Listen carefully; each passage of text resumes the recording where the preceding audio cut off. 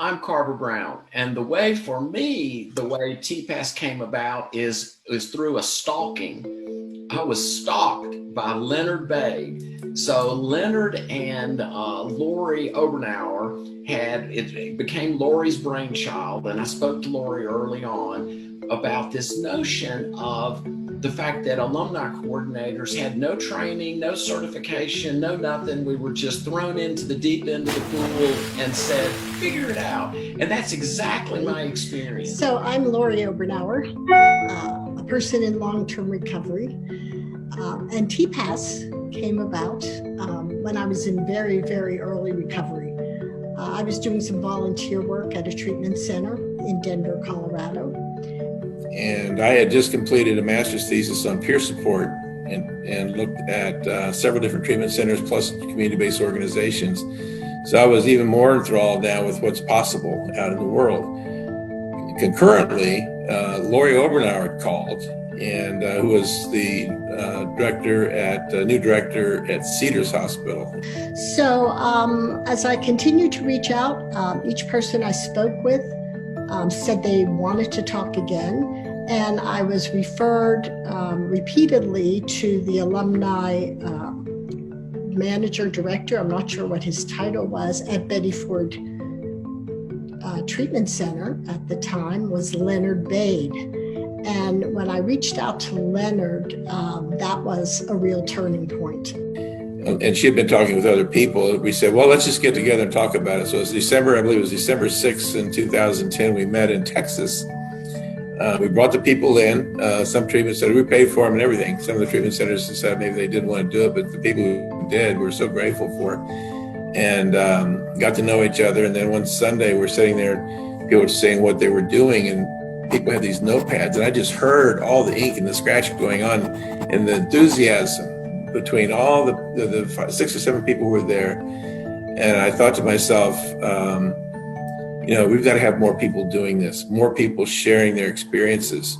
I had already done quite a bit with Betty Ford Center, and there's still more to learn, but I wasn't active with alumni programs at the time. So fast forward a couple of years, we formed a board. I think Lori and I did, and we had a meeting in Austin, and we said, well, we've got let's have a meeting, a convention or conference with all the different alumni people and see who'll come.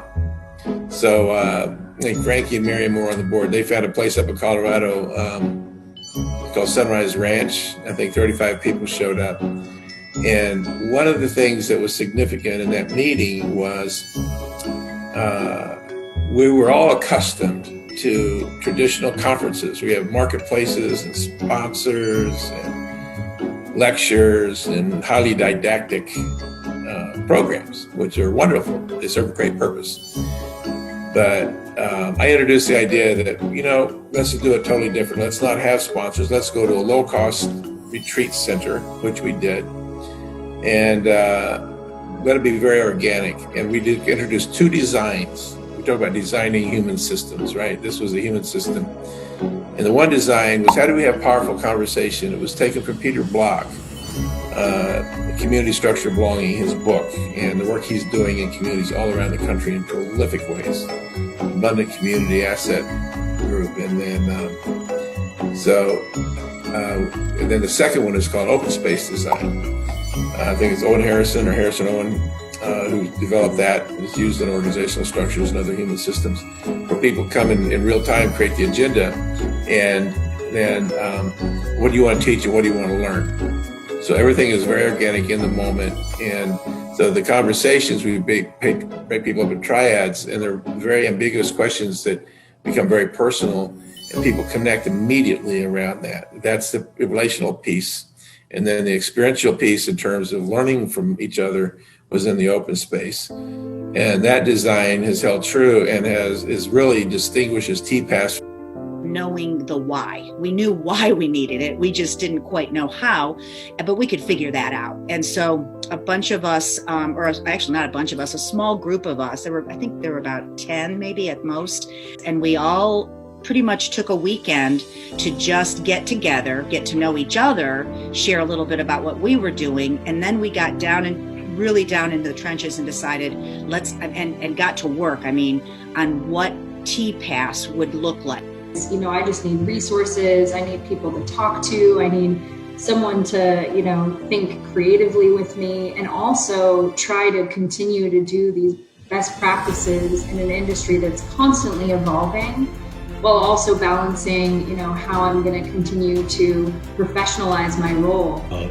Although we could do a lot of activities out in the world that involve, marketing our services to, physicians or employers or attorneys or the legal system, and those were all really important. One of the most important ways to attract people who needed our services and get them to come and engage with us and work with us and become our clients was through our alumni.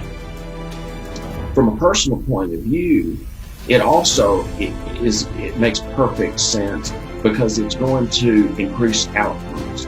People are going to stay sober. We all know that recovery is about connection, and allowing the graduates of the treatment center to remain connected together, and also do what we can to have an experience with the clients who are in treatment, that this is going to create better outcomes. People are going to stay sober, lives are going to be saved, and it's going to energize the staff of the treatment center to be able to be in proximity with all of these successful cases who are remaining sober as they've moved through their lives and their lives have been changed.